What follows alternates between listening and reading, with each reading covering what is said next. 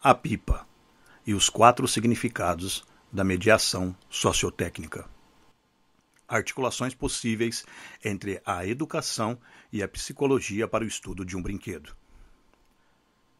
A ciência, a tecnologia e a educação convergem neste trabalho para o estudo de um brinquedo sob o enfoque das sociotécnicas, buscando mapear o traçado histórico de um objeto que, casual ou intencionalmente, o homem fez subir aos céus para explorar as forças do vento, tendo um papel importante ligado a toda a proto-história das conquistas do espaço aéreo pelo homem.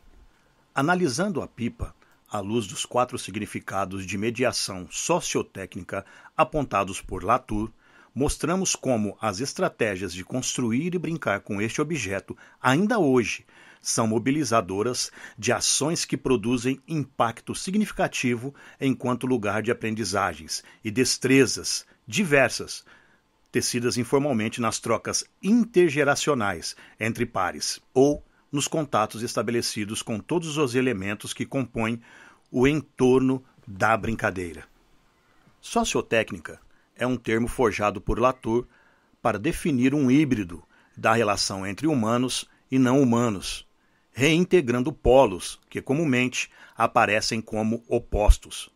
A ideia de conceber a humanidade e a tecnologia como se fossem polos opostos tem sido, segundo este autor, uma cisão que produz graves equívocos na maneira de conceber as ciências, apartando aquelas que tratam dos humanos tidas como moles, porque são confrontadas com a necessidade de estudar a errância, daquelas que tratam dos não-humanos chamadas duras, pois têm sido rígidas pela crença de que os fenômenos da natureza são passíveis de serem tomados sob a ótica da exatidão. Para Latour, qualquer ciência é apenas humana, uma construção realizada por humanos na parceria possível entre mente e matéria. Não havendo uma divisão entre as ciências da natureza e as ciências humanas, valeria para as humanas ciências o movimento de seguir os atores nas redes heterogêneas que permitem a emergência dos fatos fabricados. Dentro de um campo tão vasto quanto possível, a que denomina de ciência, tecnologia e sociedade, amplamente conhecida no ensino das ciências como CTS.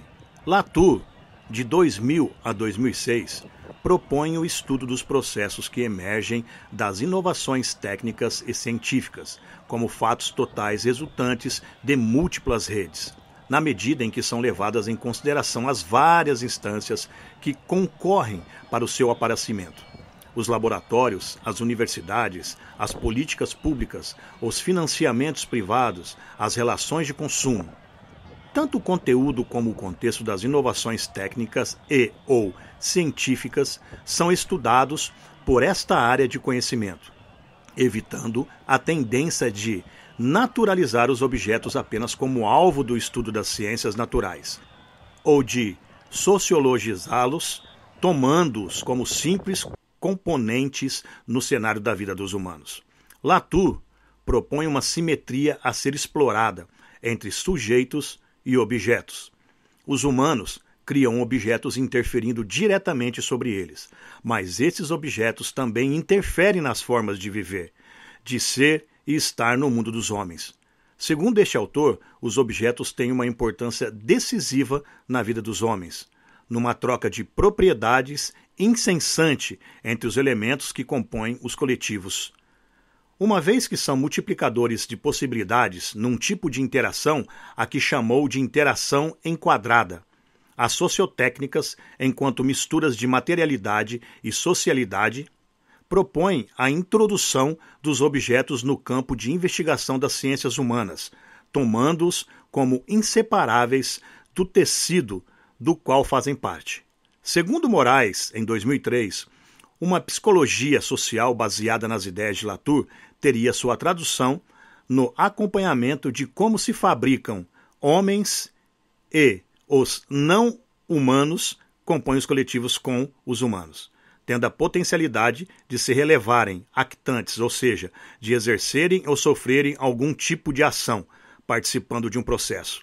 É tudo que, não sendo humano, joga a favor da construção da nossa humanidade. Para construir sua humanidade, o homem precisa negociar com os outros elementos sem os quais sua sobrevivência não se torna possível. A pipa e os 4 significados da mediação sociotécnica. Ao longo da história, produzidos por humanos mediados pelos contextos em que estão imersos, os brinquedos surgem como cópias de objetos da realidade que se oferecem às crianças como suporte de suas brincadeiras ou construídos por elas próprias a partir de modelos e materiais disponíveis no ambiente. Em tamanho menor e compatível com as dimensões dos pequenos adultos, tal como antes eram vistas as crianças. Prestam-se para entendimento e elaboração da realidade em que vivem e, como quaisquer outros artefatos humanos, convidam à descoberta, à invenção e à negociação. O brinquedo, sob o enfoque das sociotécnicas, nos proporciona o entrecruzamento de campos de estudo que, tradicionalmente, não estavam articulados. Vários deles se prestam a explorar conceitos da física e da matemática, sendo ótimos catalisadores do interesse dos escolares, uma vez que continuam sendo instrumentos valiosos em testes de hipóteses em campos variados do conhecimento. Ao utilizar a teoria ator-rede como referencial teórico, metodológico, ciência e tecnologia, cultura e educação assumem uma mescla que resulta na complementaridade do conhecimento comum com o conhecimento especializado, na medida em que ambos podem ser flagrados de maneira situada para corroborar um conhecimento situado. Ao seguir o traçado deixado pelo objeto, buscamos verificar como este foi se modificando nas redes sociotécnicas, sem obscurecer a tensão entre o global e o local, mas tomando-as como cenas, numa variação de escala que só pode ser definida pelos atores envolvidos, uma vez que em seus comportamentos vão poder mobilizar poucas ou muitas conexões do entorno mais próximo à humanidade inteira, dependendo se são capazes de negociar compromissos mais locais ou mais globais. Todos os atores foram acrescentando de alguma forma no trato com o objeto características que iam lhe conferindo múltiplas versões ao longo de um processo de tradução caro à teoria ator-rede, que também recebe a denominação de sociologia da tradução. A tradução significa a produção de cadeias, de conexões, deslocamentos, desvios de rota, invenção, mediação, criação de um elo que não existia antes, dando espaço para a emergência da novidade e enfatizando a atividade de fabricação e circulação de enunciados. Devido a esse transporte, a tradução implica, ao mesmo tempo, em similaridade e em diferença. Algo se mantém e, ao mesmo tempo, algo se desloca e se modifica. A busca de constância apontará para semelhanças, para a manutenção de um padrão, mas o próprio movimento de tradução implicará em deslocamentos, modificações, rupturas e aproximações que podem fazer emergir o novo. É nessa tensão que trabalha a teoria ator-rede. Os jogos, brinquedos tradicionais como híbridos sociotécnicos, são caracterizados pela manutenção e pela mudança nas suas manifestações, aplicações. Podemos constatar ao redor do mundo as inúmeras traduções por que passam. Há um padrão que se mantém minimamente estável e que nos permite reconhecê-los, assim como há mudanças que ocorrem no contato com os ambientes em que são encontrados, assumindo novas feições, de acordo com a cultura, com os grupos, com a geografia e as condições materiais do lugar, com as conexões que vão estabelecendo na rede, uma vez que a tradução jamais é descontextualizada. Ao passarem de mão em mão, os artefatos são traduzidos e passam a ter uma autoria coletiva, indo de um enunciado local a outro de implicações gerais e vice-versa. As origens e deslocamento da pipa. Histórias em redes, num breve movimento de mapear sua conexão, encontramos a pipa relacionada com a proto-história, da aviação e das técnicas, como a história das crenças religiosas, com a história dos usos e costumes dos povos, uma vez que passa por um processo de tradução a cada grupo humano e região em que é encontrada. Segundo Vauthier, em 2003, a versão mais antiga da pipa teria nascido em aproximadamente 200 anos antes de Cristo, passando pela Coreia, Japão, Sudeste Asiático, ilhas da Oceania, Europa, África e, por fim, Américas. Crouch, em 2003, já aponta o surgimento da pipa de superfície plana por volta de 1000 anos antes de Cristo, na China. Mesmo com controvérsias, várias fontes admitem e confirmam que a pipa teria sua origem na China ou na Malásia, difundindo-se posteriormente pelo nordeste do Japão e outros países do sul da Ásia, Coreia e ilhas do Pacífico. Para Kent, em 1997, a pipa teria surgido em 500 anos antes de Cristo. Depois teria sido levada para o Japão por missionários budistas no século VII, espalhando-se por todo o Pacífico através das rotas dos comerciantes e exploradores. A mesma autora, entretanto, apresenta outra versão para o fenômeno da universalidade da pipa, considerando que essa pode ter sido inventada independentemente em vários países do mundo. Aponta registros datados de 400 anos antes de Cristo, que descrevem o pombo de Tarento, invenção voadora atribuída a um cientista grego chamado Arquitas, que se ocupava da aplicação da matemática e problemas técnicos. Kent acrescenta a esse caso grego, a descoberta de um papiro egípcio de cerca de 500 anos antes de Cristo, cujas imagens descrevem um palácio lendário em construção nas nuvens, num ponto entre o céu e a terra, tendo águias como transportadoras de material. Imagens semelhantes foram encontradas por arqueólogos em esculturas de pedra ainda mais antigas, também no Egito, mostrando um grupo de pessoas no nível do solo segurando uma linha. Kent supõe que as águias mencionadas podem ter sido uma forma poética de nomear as pipas, já que esta prática de transporte também foi detectada em uma era anterior no Japão. Na Europa, a pipa teria sido introduzida no século XIII pelos exploradores que retornavam da Ásia. Pontes et al., em 2003, mencionam a descrição que o explorador italiano Marco Polo fez ao retornar da China acerca do processo de construção e voo de uma pipa, marcando uma vez mais o Oriente como berço do brinquedo. Crouch, em 2003, pondera que há muitas razões para aceitar as lendas orientais, sugerindo que os primeiros humanos a se aventurarem no ar o fizeram através de grandes pipas. No Brasil, o fenômeno de apropriação do brinquedo segue os mesmos moldes de sua difusão pelas várias partes do mundo. Em cada lugar, o objeto vai assumindo feições e denominações particulares que se justificam pela variedade dos usos, costumes, disponibilidades contextuais e nomeações. Kishimoto, em 1993, atribui a veiculação dos jogos tradicionais como a pipa à tradição milenar da transmissão oral no folclore. Em seu livro, encontramos a informação de que a pipa teria sido introduzida no Maranhão pelos portugueses no século XVI, espalhando-se por todo o norte e nordeste, onde até hoje é um brinquedo-brincadeira concorridíssimo nos meses ventosos. A informação que acredita aos portugueses a introdução da pipa no Brasil é encontrada também no Dicionário do Folclore Brasileiro, de Luiz da Câmara Cascudo, em 1988.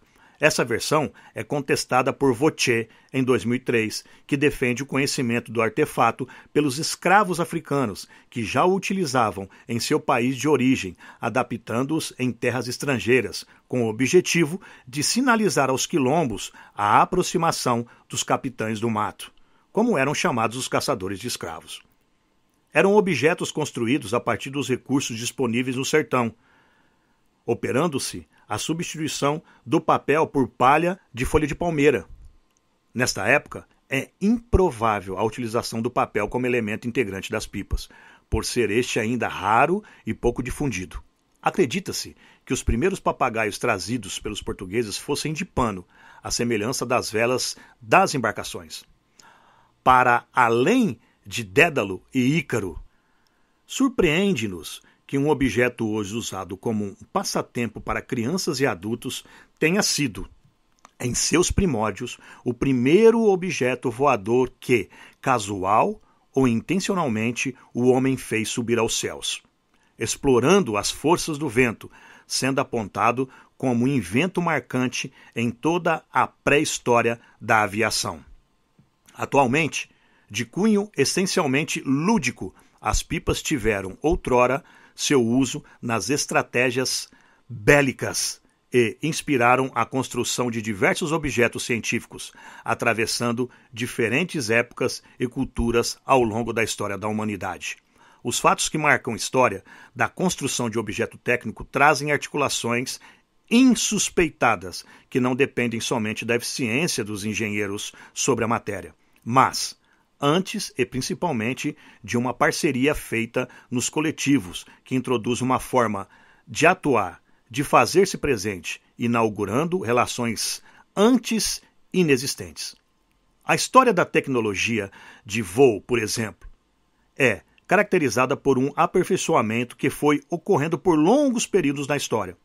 Para além de Dédalo e Ícaro, foram gerações de construtores anônimos que desenvolveram uma variedade de artefatos voadores, desde brinquedos até as invenções que marcaram o aparecimento de objetos mais sofisticados. Crouch, em 2003, assinala que, na história da aviação, períodos de avanços modestos, intercalados por interlúdios de rápidas mudanças, tiveram como resultado saltos de performance e alterações drásticas na aparência das máquinas. Foram as pipas, segundo este autor, os primeiros objetos voadores construídos pelas mãos humanas, usadas para quase tudo, da pesca à sinalização, servindo a uma variedade de função. Constituíram, desde tempos imemoriais, um único engenho aerodinâmico capaz de manter-se no ar por tempo significativo, capacitando pesquisadores a fazer testes com estruturas voadoras, a desenhar novos modelos de asas e a controlar diversos sistemas de voos de forma coordenada. A história das pipas nos mostra a quantidade de modificações realizadas em diferentes tempos e espaços, sintetizando versões do objeto que concorrem para uma performance que mobilizam, desde a antiguidade, a construção de artefatos voadores que funcionaram como verdadeiros programas, nos quais foram se encaixando vários subprogramas, começando por uma simples armação envolvida de material que o pusesse resistência ao ar. Verifica-se uma combinatória que assume feições variadas, dependendo dos materiais existentes para mobilizar no ambiente. As variações em torno dos materiais estão diretamente ligadas às disponibilidades locais para a fabricação do que chamamos do papel, quando a sua fabricação em larga escala se tornou barato, da folha de palmeira difundida entre os povos da África e entre os pescadores das ilhas do Pacífico. Dos nossos entrevistados, fica a lição de improvisar o seu próprio brinquedo, mesmo nas situações de grande escassez, que são compensadas com soluções bastante criativas. A pipa é uma coisa barata. Você pode confeccionar uma pipa com materiais que vão desde um saquinho de leite ou um saquinho de pão até a pipa de tecido. Se você não tem dinheiro para comprar papel de seda, você vai colar com angu, vai colar com grude. Para a armação, encontramos variações que dependem do tamanho da pipa. Segundo Vautier, o material para a estrutura pode ser a vareta japonesa, o bambu, a tala de meriti, a vareta de pinho ou de vime. Em nossa região, a vareta para a montagem da armação da pipa, dando-se em deslocamentos maiores para a sua obtenção. Ainda assim, manter a habilidade de cortar e afiar o bambu que será usada na construção do brinquedo ainda é prática concorrente e corrente para aqueles que se dispõem a esse tipo de construção. Dificilmente se compram varetas prontas para o consumo. Não sabemos se é um dado relevante para as outras fibras, como o vime ou como o mereti, mas para o bambu há que se ter atenção para a época certa da colheita, para que haja alguma expectativa de durabilidade das varetas. As pipas maiores podem requerer uma vara de bambu inteira, ou podem ser usadas materiais inventados mais recentemente, como a fibra de vidro ou fibra de carbono. Algumas pipas podem assumir proporções gigantescas, medindo até 2.000 metros quadrados de superfície de tela. Para que sejam erguidas, é necessário que haja ventos estáveis e moderados, uma grande equipe de pessoas especializadas para fazer manobras, e, em alguns casos, veículos para puxá-las. Para que se decida seu calibre, as linhas dependem do tamanho da pipa, da linha 10 aos cordos do tamanho da pipa, assim como da resistência que ela oporá ao vento. O vento é um actante fundamental na brincadeira da pipa, sendo a calmaria como artefato propulsor de suas embarcações, na época das grandes navegações. Sem vento, não se empina a pipa. É preciso conhecer a velocidade, direção e força dos ventos para realizar adequadamente todas as manobras que o esporte requer. Não é à toa que chamamos de eolistas aos praticantes da atividade de soltar pipa e outros nomes, outras geringonças movidos pela força do vento. Na pipa, outros actantes entram em cena para complicar essa relação de causa e efeito que não é nada linear. A altura em que a pipa está, a intensidade do vento, uma falha na construção do objeto, a qualidade da linha são fatores que podem enviesar a suposta linearidade dessa relação. As falhas na construção são outro fator crucial na performance que a pipa terá, quando tiver que subir. Os cuidados na armação do cabreço ou tem-tem, tanto quanto os detalhes da construção da vela e rabiola, repercutem na forma como o brinquedo vai se erguer e permanecer no ar. Atualmente, já são desenvolvidas pipas para voar com pouco vento, embora a quantidade de manobras aumente e se complexifique, algo que interfere não exatamente na performance da pipa ou em seu voo, mas na sua capacidade em guerrear contra outras pipas é a qualidade do cerol passado no fio que é utilizado como elemento cortante. A mistura que, primeiramente, apareceu nas oficinas de sapateiros e depois passou a ser item indispensável nas disputas aéreas. Apesar de simples, tem segredos nas suas receitas, tornando os seus detentores mais cotados para serem os melhores guerreiros. Mas, na falta dos ingredientes básicos da receita, criar maneiras alternativas de confeccionar o cerol atesta o quanto os pipeiros são adeptos das soluções engenhosas. Um fato interessante é que nós descobrimos que a cola de madeira que a gente comprava era a mesma cola que tinha nos correios para selar as cartas, a goma arábica. A composição é uma característica da técnica muito evidente no caso da pipa, uma vez que esta foi sofrendo ajustes ao longo de sua história, em si e enquanto suporte para outras invenções. A vela plana, sem nenhuma envergadura, foi o mais antigo modelo da pipa conhecida. Depois apareceram as velas, com a envergadura num ângulo de 10 a 20 graus, para uma maior estabilidade, podendo dispensar a cauda. A seguir, encontraremos as pipas celulares, assim chamadas porque são tridimensionais, com faces em diferentes planos, dentro da classificação engenhosa das pipas caixas. Temos as pipas leves, contendo partes soltas e modelos tipo caixa que possuem uma estrutura rígida que a torna mais resistente. No século XVIII, a pipa aparece como importante coadjuvante na descoberta de fenômenos e na invenção de instrumentos científicos. Trata-se de uma ilustração exemplar da composição como característica dos objetos sociotécnicos, usada pelo meteorologista escocês Alexander Wilson para medir as variações de temperatura em diferentes altitudes. Em 1750, do raio ao pendurar uma chave no fio de uma pipa durante uma tempestade, função que conduziu ao desenvolvimento do para-raios. Neste mesmo século, arquitetos medir. No século XIX, todos Os experimentadores de máquinas voadoras usaram pipas nas pesquisas em que vários inventos relacionados à conquista do espaço aéreo vão marcar o nascimento da aviação. Em 1851, Giffard inventou a injeção de vapor no balão e, em 1852, conseguiu sobrevoar o hipódromo de Paris em seu dirigível. Em 1853, George Cayley, matemático e praticante da pipa, inspira-se na vela dos barcos para desenvolver uma experiência de ascensão humana em objetos planadores, retomando experiências que deram origem a toda a engenharia aeronáutica. A pipa proporcionou a Sir George o desenho de seu primeiro modelo de asa artificial. Em 1884, outros dois franceses, Renard e Cribs, constroem o primeiro dirigível movido a eletricidade, capaz de retornar ao ponto de partida. Em 1886, Maillot constrói um papagaio de 72 metros quadrados de superfície com capacidade para erguer o peso de um homem.